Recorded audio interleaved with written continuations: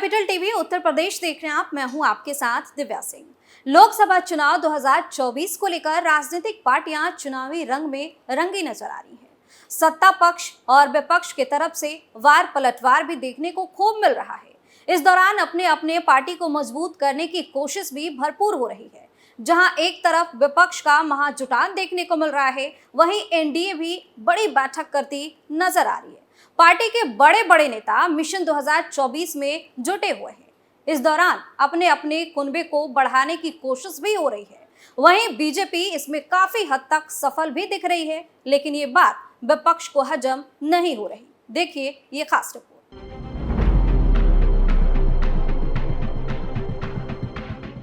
आगामी लोकसभा चुनाव 2024 से पहले छोटे छोटे दलों को साधने की कोशिश में जुटी बीजेपी को लगातार सफलता मिल रही है।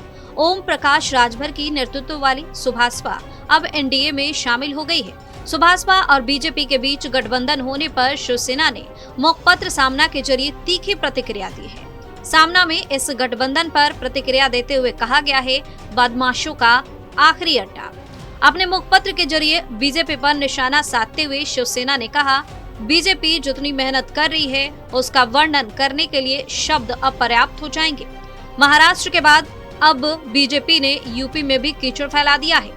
योगी आदित्यनाथ जैसे लोकप्रिय भगवा वस्त्रधारी नेता के वहां मुख्यमंत्री रहते हुए बीजेपी को उस राम भूमि में भी कीचड़ फैलानी पड़ रही है। सुभाषपा के ओम प्रकाश राजभर ने बीजेपी से निकाह कर लिया है। इतना ही नहीं, शिवसेना ने मुखपत्र में आगे कहा, बीजेपी ने अपनी वॉशिंग मशीन में उन्हें डाला और धोकर साफ कर दिया है और अब उनके पाप धुल गए हैं। राजभर की पार्टी को एनडीए का घटक बनाने के बाद से इस पार्टी के कुख्यात विधायक अब्बास अंसारी को भी बीजेपी ने पवित्र कर लिया है।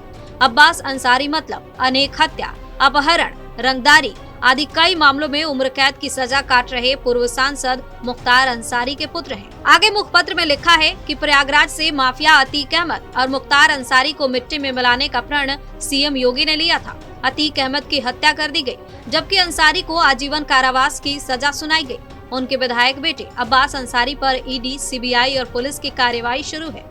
लेकिन अब ओम प्रकाश बीजेपी के चरणों में लीन हो गए हैं, तो देखना होगा कि अंसारी को वैसे और कितनी सहूलियतें मिलती हैं।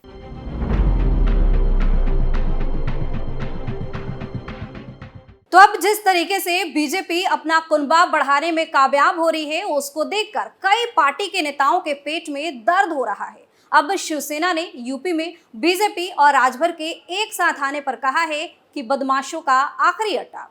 वहीं दूसरी तरफ तमाम विपक्षी दलों को एक साथ देकर बीजेपी कहती है कि ये कुछ नहीं, सिर्फ भ्रष्टाचारियों की जमात है। तो इस तरीके से आरोप प्रत्यारोप लगातार देखने को मिल रहे हैं। इस खबर में फिलहाल के लिए इतना ही। देखते रहिए कैपिटल टीवी उत्तर प्रदेश। नमस्कार।